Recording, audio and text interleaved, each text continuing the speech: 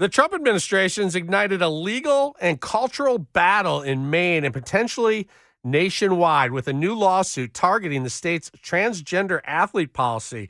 On Tuesday, the U.S. Department of Justice, under Attorney General Pam Bondi, sued Maine's Department of Education, alleging a violation of Title IX. The DOJ claims that by allowing transgender girls to compete in girls' sports, Maine defied federal orders. The suit seeks to ban further participation and revoke previous titles won by transgender students. This is Attorney General Pam Bondi. Today, the Department of Justice is announcing a civil lawsuit against the Maine Department of Education. The state of Maine is discriminating against women by failing to protect women in women's sports. Pretty basic stuff. This is a violation of Title IX. The Department of Justice will not sit by when women are discriminated against in sports. This is about sports. This is also about these young women's personal safety. We tried to get Maine to comply. We don't like standing up here and filing lawsuits. We want to get states to comply with us. That's what this is about. We have repeatedly notified Maine of its infractions and urged them to remedy the situation to protect women.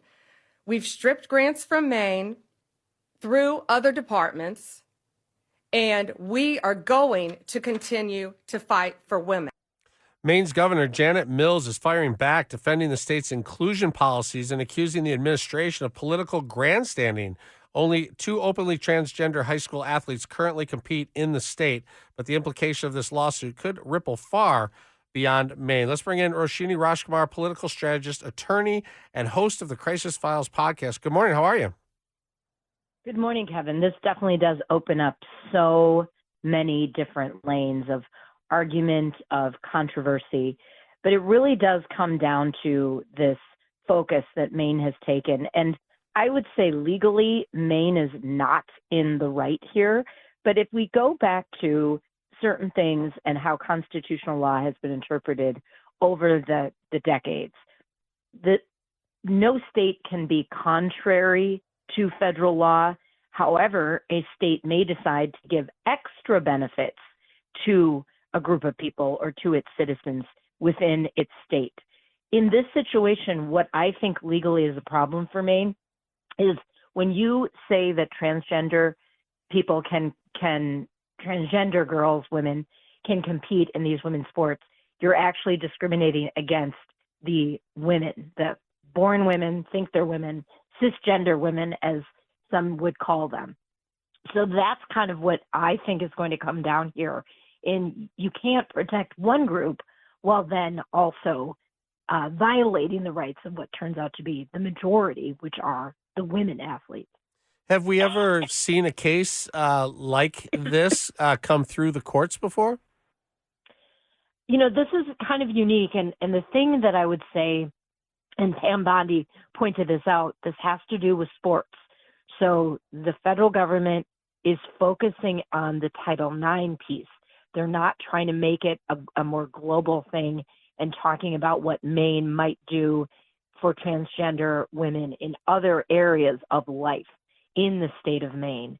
So you heard her stress that a couple times in what you just played and what we've seen in the various reporting on this. So this is going to be very interesting to watch. The other piece that I always go back to, and it's really come up a lot in the transgender arguments, nobody is saying transgender people have no rights. They should be protected. But when we look at the numbers, the number of transgender people in any given community is so small compared to non-transgender. So as soon as you're now violating rights of the majority of the people, it doesn't necessarily make it legal. So it's going to be very messy in the courts, Kevin. I can imagine some other lawsuits coming out just because this happened. So is this an issue because it's such a politically, I don't know, it just has everybody, up in arms on one side of this thing or the other? When you talk about there's so few people involved, is it something that we should be spending time on by having the DOJ sue a state and the state fighting back and run this thing up through the Supreme Courts, or is this an issue that needs this attention? Well, I think in this kind of scope of sports and Title IX, it deserves the attention. I didn't necessarily think it was going to get to the place where the DOJ was suing Maine. But here's what it really comes down to.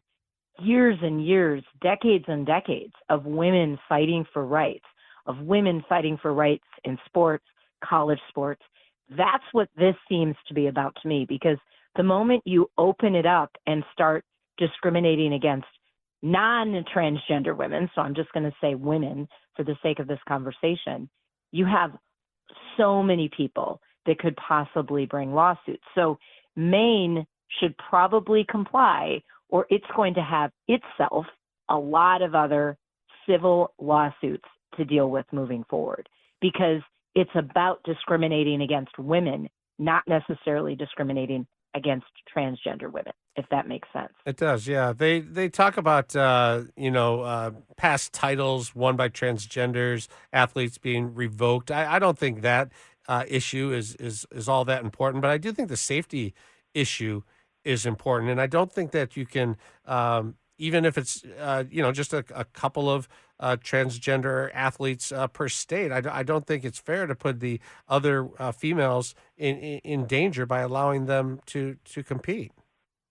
Yeah, it kind of goes back to the biology, right? Even if you, whether it's through surgeries or because you believe you're a woman, if you were born a male, you naturally have certain hormones and certain physicality and biology that make you a stronger human being.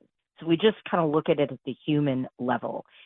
At the human being level, I'm always going to be weaker in strength than my husband. That doesn't make him better than me or worse than me.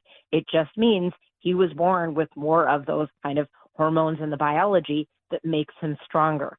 So it's just not fair to have anyone who was born that way compete against the majority that weren't born that way in the sport that is a woman's sport. And that's really where it goes for me. And this is where, the president in this case has most of America on his side. Most people, men and women and other labeled people, seem to be with the president on this, that in women's sports, only women, biological women, should be competing. We only have a couple seconds left, but you and I, we both have empathy. These folks can't play in women's sports. There's not enough to have transgender sports. Do they go back to men's sports, or are they sidelined? Well, it'd be interesting to see the men's sports part of this. I almost feel like we haven't even gone there, and I wonder why. So I would like to see what happens there. I don't know that we're going to have a whole new category. I don't think there are enough people for that. I think the resources for that wouldn't make any sense, but I would like to see what happens if they are allowed to compete in the men's sport and what the men have to say about that. Right.